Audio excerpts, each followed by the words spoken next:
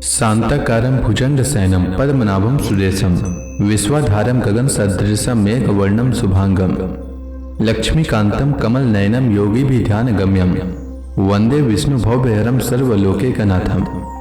मंगलम भगवान विष्णु मंगलम गरुड़ध्वज मंगलम पुंडरीकाक्ष मंगलाय तनोहरि। ओम नमो भगवते वासुदेवाय। आज का दिन आप सभी के लिए मंगलमय हो। सावन महीने में प्रतिदिन श्रीमद् भागवत महापुराण की कथा का श्रवण करने से जीवन में होने वाली अज्ञान व पाप कर्मों से छुटकारा मिलता है, साथ ही 1000 गोदान के बराबर पुण्य की प्राप्ति होती है। हमारे चैनल पर आप प्रतिदिन श्रीमद् भागवत महापुराण की कथा का श्रवण कर सकते हैं।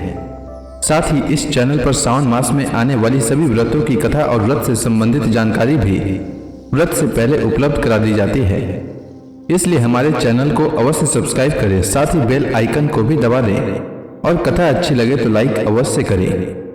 आइए सुनते हैं सावन मास कथा का 15वां अध्याय।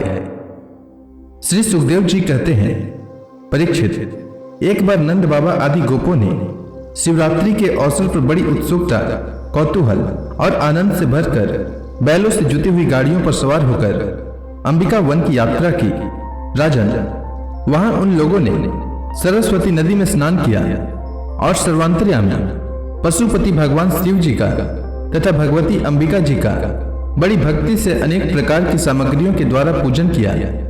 वहां उन्होंने आदरपूर्वक गौवें, सोना, वस्त्र, मधु और मधुर अन्न ब्राह्मणों को दिए तथा उनको खिलाया पिलाया। वे केवल यही चाहते थे कि इनसे देवाधिदेव भगवान शंकर हम पर प्रसन्न हो। उस दिन परम भाग्यवान नंद, सुनंद आदि गोपों ने उपवास कर रखा था, इसलिए वे लोग केवल जल पीकर रात के समय सरस्वती नदी के तट पर ही बेखटके सो गए। उस अंबिका वन में एक बड़ा भारी अजगर रहता था। उस दिन वह भूखा भी बहुत था। देववश वह उधर ही आ निकला और उसने सोए हुए नंद जी को पकड़ लिया। अजगर के पकड़ लेने पर नंद राय जी चिल्लाने लगे, बेटा कृष्ण, कृष्ण, दौड़ो दौड़ो, देखो बेटा, यह अजगर मुझे निगल रहा है।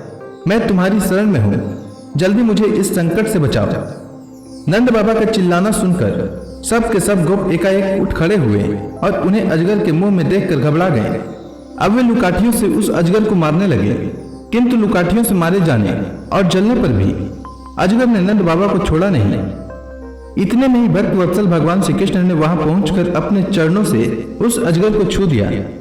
भगवान के श्री चरणों का स्पर्श होते ही अजगर के सारे अशुभ भस्म हो गए और वह उसी क्षण अजगर का शरीर छोड़कर विद्याधरार्चित सर्वांग सुंदर रूपवान बन गया। उस पुरुष के शरीर से दिव्य ज्योति निकल रही थी। वह सोने के हार पहने हुए था। जब वह प्रणाम करने के बाद हाथ जोड़कर भगवान के सामने खड़ा हो गया, तब उन्होंने उससे पूछा, तुम कौन हो? तुम्हारे अंग अंग से सुंदरता फूटी पड़ती है। तुम देखने में बड़े अद्भुत जान पड़ते हो। तुम्हें यह अत्यंत निंदनीय अजगर योनि क्यों प्राप्त हुई थी? अवश्य ही तुम्हें विवश होकर इसमें आना पड़ा होगा। अजगर के शरीर से निकला हुआ पुरुष बोला, भगवान, मैं पहले एक विद्याधर था। मेरा नाम था सुदर्शन। मेरे पास सौंदर्य तो था ही, लक्ष्मी भी बहुत थी। इससे मैं विमान पर चढ़कर यहां से वहां घूमता रहता था। एक दिन मैंने अंगिरा गोत्र के कुरूप ऋषियों को देखा। अपने सौंदर्य के घमंड से मैंने उनकी हंसी उड़ाई। मेरे इस अपराध से कुपित होकर उन लोगों ने मुझे अजगर योनि में जाने का शाप दे दिया। यह मेरे पापों का ही फल था। उन कृपालु ऋषियों ने अनुग्रह के लिए ही मुझे शाप दिया था, क्योंकि यह उसी का प्रभाव है कि आज चराचर के गुरु स्वयं आपने अपने चरण कमलों से मेरा स्पर्श किया है। इससे मेरे सारे अशुभ नष्ट हो गए।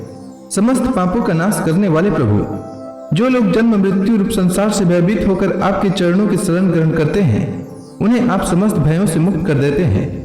अब मैं आपके श्री चरणों के स्पर्श से शाप से छूट गया हूँ और अपने लोक में जाने की अनुमति चाहता हूँ। भक्तवत्सल, महायोगेश्वर पुरुषोत्तम, मैं आपकी शरण में हूँ। इंद्रियादि समस्त लोकेश्वरों के परमेश्वर स्वयं प्रकाश परमात्मन, मुझे आज्ञा दीजिए। अपने स्वरूप में नित्य निरंतर एक रस रहने वाले अच्युत, आपके दर्शन मात्र से मैं ब्राह्मणों के शाप से मुक्त हो गया। यह कोई आश्चर्य की बात नहीं है, क्योंकि जो पुरुष आपके नामों का उच्चारण करता है वह अपने आप को और समस्त श्रोताओं को भी तुरंत पवित्र कर देता है। फिर मुझे तो आपने स्वयं अपने चरण कमलों से स्पर्श किया है, तब भला मेरी मुक्ति में क्या संदेह हो सकता है। इस प्रकार सुदर्शन ने भगवान श्री कृष्ण से विनती की, परिक्रमा की और प्रणाम किया। फिर उनसे आज्ञा लेकर वह अपने लोक में चला गया और नंद बाबा इस भारी संकट से छूट गए। राजन, जब ब्रजवासियों ने भगवान श्री कृष्ण का यह अद्भुत प्रभाव देखा तब उन्हें बड़ा विस्मय हुआ। उन लोगों ने उस क्षेत्र में जो नियम ले रखे थे उनको पूर्ण करके वे बड़े आदर और प्रेम से श्री कृष्ण की उस लीला का गान करते हुए पुनः ब्रज में लौट आए। एक दिन की बात है, अलौकिक कर्म करने वाले भगवान श्री कृष्ण और बलराम जी रात्रि के समय वन में गोपियों के साथ विहार कर रहे थे। भगवान श्री कृष्ण निर्मल पीतांबर और बलराम जी नीलांबर धारण किए हुए थे। दोनों के गले में फूलों के सुंदर सुंदर हार लटक रहे थे तथा शरीर में अंगराग सुगंधित चंदन लगा हुआ था और सुंदर सुंदर आभूषण पहने हुए थे। गोपियां बड़े प्रेम और आनंद से ललित स्वर में उन्हीं के गुणों का गान कर रही थी। अभी अभी सायंकाल हुआ था, आकाश में तारे उगाए थे और चांदनी छिटक रही थी। बेला के सुंदर गंध से मतवाले होकर बौने इधर उधर गुनगुना रहे थे तथा जलाशय में खिली हुई कुमुदनी की सुगंध लेकर वायु मंद मंद चल रही थी। उस समय उनका सम्मान करते हुए भगवान श्री कृष्ण और बलराम जी ने एक ही साथ मिलकर राग अलापा।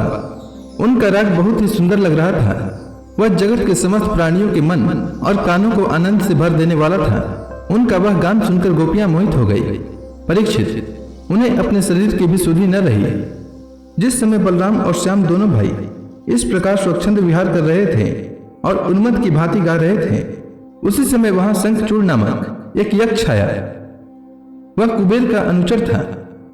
परीक्षित, दोनों भाइयों के देखते देखते वह उन गोपियों को लेकर बेखटके उत्तर की ओर भाग चला, जिनके एकमात्र स्वामी भगवान श्री कृष्ण ही हैं। वे गोपियां उस समय रो रो कर चिल्लाने लगी। दोनों भाइयों ने देखा कि जैसे कोई डाकू गौं को लूट ले जाए, वैसे ही यह यक्ष इन्हें लिए जा रहा है और वे कृष्ण और बलराम पुकार कर रो पीट रहे हैं। उसी समय दोनों भाई उसकी ओर दौड़ पड़े। डरो मत, इस प्रकार अभय वाणी कहते हुए हाथ में साल का वृक्ष लेकर बड़े वेग से क्षण भर में ही उस नीच यक्ष के पास पहुंच गए।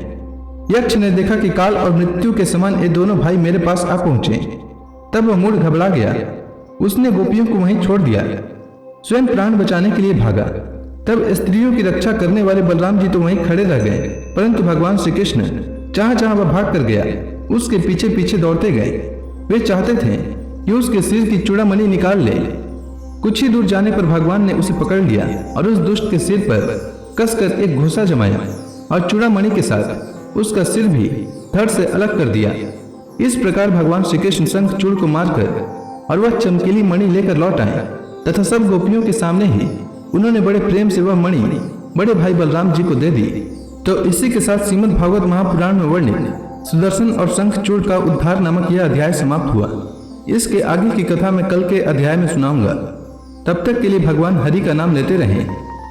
तो प्रेम से बोलिए भगवान विष्णु की जय, श्री कृष्ण भगवान की जय, समस्त देवी देवताओं की जय।